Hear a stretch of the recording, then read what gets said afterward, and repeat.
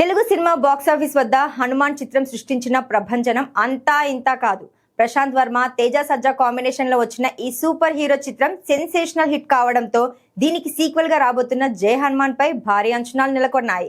అయితే గత కొద్ది రోజులుగా ఈ ప్రాజెక్టు గురించి ఒక షాకింగ్ రూమర్ సోషల్ మీడియాలో చక్కర్లు కొడుతోంది. ఈ సినిమాలో హనుమంతుడి పాత్రలో కాంతారా ఫేమ్ రిషబ్ శెట్టి నటిస్తుండగా మొదటి పార్ట్ హీరో తేజ సజ్జా ఈ ప్రాజెక్ట్ నుంచి తప్పుకున్నాడనే వార్త అభిమానులకు కంగారు పెడుతోంది. రిషబ్ శెట్టి రాకతో తేజ పాత్ర కనుమరుగైందని, అందుకే అతను తప్పుకున్నాడని ప్రచారం జరుగుతుంది. కానీ ఈ ప్రచారంలో నిజం లేదని చెప్పాలి. జై హనుమాన్ లో తన పాత్ర నిడివి తక్కువగా ఉంటుందని, రిషబ్ శెట్టి పాత్రే ప్రధానంగా సాగుతుందని తేజ సజ్జా గతంలోనే స్పష్టం చేశారు.